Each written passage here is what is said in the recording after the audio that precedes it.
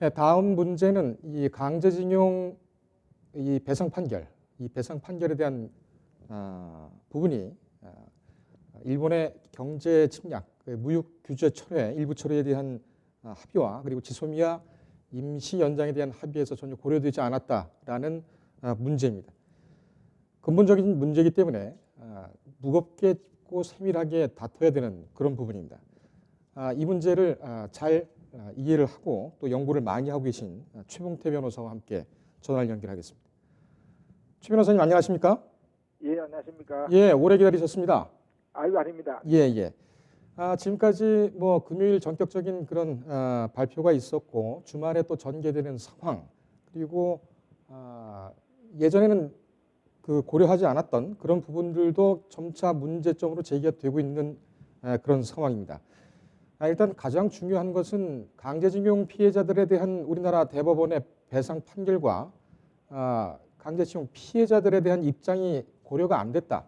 이런 지적이 있습니다. 어떻게 보십니까? 그래서 지금 저는 이제 긍정적으로 보는 것은 이제 대화를 이제 하게 되었다는 것은 긍정적으로 이렇게 평가를 하거든요.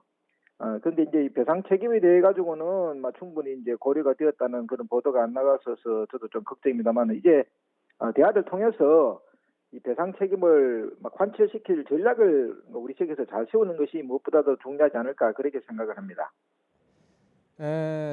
지금 일본과 그 일본의 전범기업 이 자산을 현금화시키는 문제, 이 문제가 향후 일본과 한국과 일본의 아주 중요한 변곡점이 될 것이다. 이렇게 전망을 하고 있습니다. 언제쯤 이것이 가능할 것 같습니까? 그래서 우리 지금 법원이 이제 어떤 입장을 가지고 이제 서두르냐에 따라서 이제 이게 그 뭐 내년 초에도 될 수가 있고 뭐 그럴 수 있는데 저는 이 자산 현금화보다는 이 포괄적인 화해를 통해서 피해자 문제를 해결해야 한다는 그런 입장을 가지고 있습니다. 지금 뭐 현금화라든 그런 구체적인 내용보다는 포괄적인 이 사과가 먼저다 이렇게 말씀을 하시는데 아베 정권이 지금 이 기조에서 사과를 하겠습니까? 지금 이 아베 정권이 이제 사죄를 지금 하면 좋겠지만은 사죄를 지금 안 하는 그런 딱한 입장에 있는 것도 저희들이 이해를 하고 이렇게 이제 전략을 세워야 되는 것이거든요. 왜 그러냐면은 이 아베라고 하는 그 정치인의 집안이 이 전범 책임자 집안 아닙니까? 그러니까 그런 자기들 할아버지라든지 아버지가 했는 부분에 대한 자기들이 책임을 스스로 인정을 해가지고 사과를 하기는 참 어렵겠죠. 그렇지만은 그럼에도 불구하고 이제 사과를 하도록 만들 방법은 있죠. 무엇보다 중요한 것은 이 사실을 직시하게 역사를 직시하도록 잘 이렇게 지금 이끌어내면은 이 역사를 직시하게 되면은 사죄가 자동으로 따라오는 것이거든요. 그래서 지금은 무리하게 뭐 사죄를 요구해서 한일 관계를 악화시키기보다는 역사를 직시하도록 잘 이끌어 가지고 사죄의 마음이 진정으로 우러나도록 그렇게 전략을 세워야 될 겁니다. 예. 외교적 노력이 굉장히 중요하겠군요. 자, 이번 협정 저변에는 강제징용 피해 배상과 관련해서는 이른바 문희상안, 문희상 국회의장이 일본에 가서 언급한 그런 안이 깔려 있는 것으로 정해지고 있습니다. 이것은 뭐 우리 국가, 우리 정부라기보다는 일본에서 일단 뭐 구체적인 반대를 하지 않았다. 이런 분석 때문에 나오는 제안 같은데요. 이 문희상 안에 대한 강제징용 피해자들, 우리 강제징용 피해자들은 어떤 입장입니까?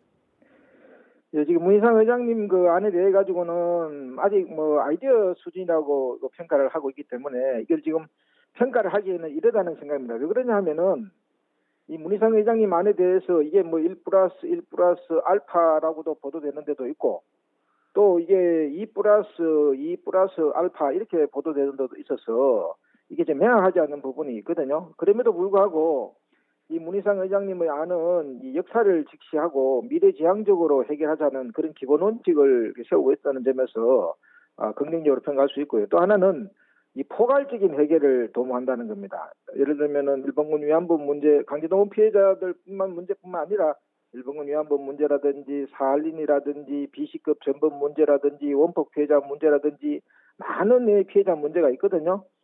그런 피해자들 문제를 포괄적으로 해결을 도모한다는 점에서는 뭐 긍정적으로 평가합니다. 하지만은 이 피해자들은 이 오래전부터 이게 양국 법원의 판단에 따라서 정당한 그 정의로운 해결을 원하여 왔거든요. 그래서 이 책임 주체와 관련되어 가지고는 과거부터 반드시 일본 정부가 들어가야 된다. 그렇게 지금 주장을 해서 2+2를 그 주장해 왔습니다. 그래서 이 법안의 내용이 지금 이제 국회에 아직 발의도 된 것도 아니고 지금 국회에 제출되어 있는 법안도 몇 개가 있거든요. 그래서 여러 가지 법안들을 심의하는 과정에서 피해자들에게 정의를 회복시킬 수 있는 그런 안으로 제출되기를 저희들은 기대하고 있습니다. 알겠습니다. 지금 그 문희상 안으로 절충됐을 때의 국민적 반발은 그렇다면은 아직 입법이 안 준비가 된 상황이고 아이디어 차원에서 나온 것을 분석을 하고 계시기 때문에 이 질문은 넘어가도록 하겠습니다. 자, 그렇다면은 지금 지소미아 임시위원장 그 전에 전제가 됐던 일본의 무역규제 일부 철회 이 부분에 대해서는 지금 이 강제징용 피해 배상 이것이 어떻게 될 것이냐 이 부분이 상당히 영향을 줄 것으로 보입니다. 그렇죠. 이 전반적인 것을 고려를 하실 때 앞으로의 일본, 한국과 일본, 한일 관계는 어떻게 전개될 것으로 전망하십니까? 제가 지금 어제도 지금 정영 안보 실장님의 그 이제 기자회견을 그 봤는데 지금 이렇게 일본 정부가 이게 이렇게 이중 플레이를 하는 것은 아주 상습적인 그런 버릇이거든요. 지금 오늘도 언론을 보니까 이거 안보실장님이 이야기를 했는데 일본 측에서는 조금도 양보하지 않았다 뭐 이런 식으로 보도를 하는데 그렇게 지금 사실과 이게 일본 언론들이 이거 지금 이게 일본 여론을 고려해가지고 사실과 다른 보도를 지금 하도록 그 이중 플레이를 하고 있습니다. 단적으로 말씀드리면은 이 개인 청구권 피해자들의 그 개인 청구권이 지금 살아 있는 것에 대해서는 일본 외상도 자기 국회에서는 그렇게 인정을 하고 있거든요.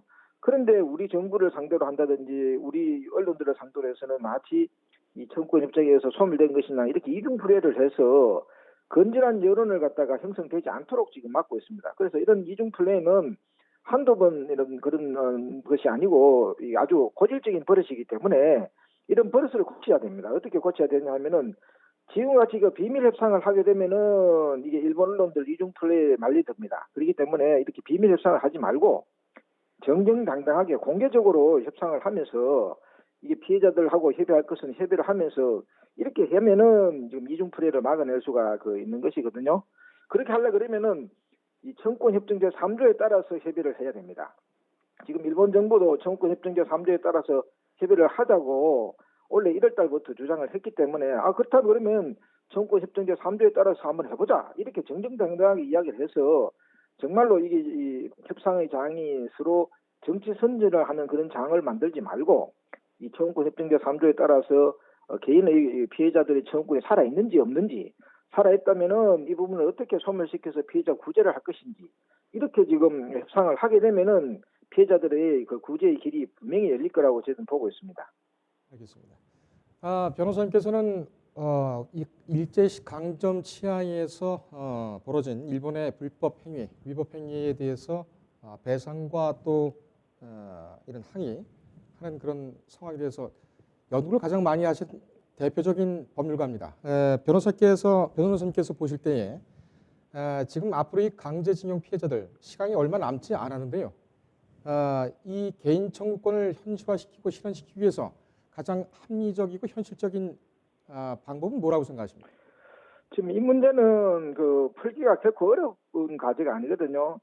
왜 그러냐면은 일본의 사법부가 개인의 청구권이 한일 청구권 협정에서 소멸되었다든지 이렇게 구제를 원한다 이런 판단을 했다 그러면은 우리 대법원 판결하고 판결이 서로 다르고 모순되기 때문에 참 이거는 풀기가 어렵습니다. 그런데 이 피해자들의 청구권이 살아있다는 것은 한국 대부분의 판결 내용이기도 하지만은 일본 사법부도 개인 청구권들은 살아있어서 자발적으로 구제를 하라는 게 일본 사법부 태도이거든요.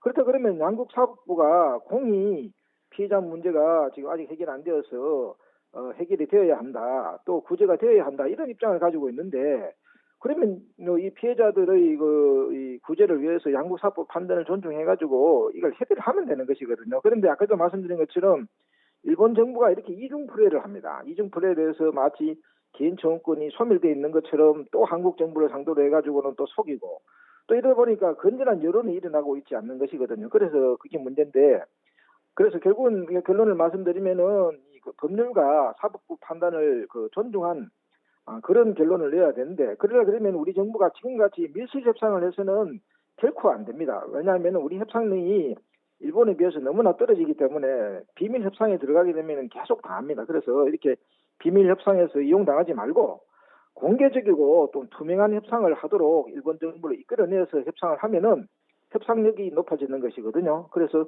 일본은 국민들이 지지도 얻을 수 있습니다. 그래서 이런 공개적이고 투명한 협상을 통해서 일본 정부가 잘못된 길을 벗어나서 이 법치주의를 존중하는 태도로 나오도록 그렇게 이끌면 됩니다. 예, 변호사님 여기까지 듣겠습니다. 네, 예, 시간 감사합니다. 내주셔서 감사합니다. 고맙습니다. 네. 예, 한국과 일본이 공개적으로 공개적인 석상에서 투명하게 협상을 진행을 해야 한다. 양국의 국민 그리고 피해자들이 보는 앞에서 이루어져야 한다는 그런 강조를 했군요. 이 지소미아 임시위원장 그리고 그에 전제한 일본의 무역 규제 일부 철회에 대한 문제는 잠시 후 리포트 하나를 전해드리고 이종훈 박사와 함께하는 정경유토 시간에 계속 집중도를 높여서 전달을 해드리겠습니다.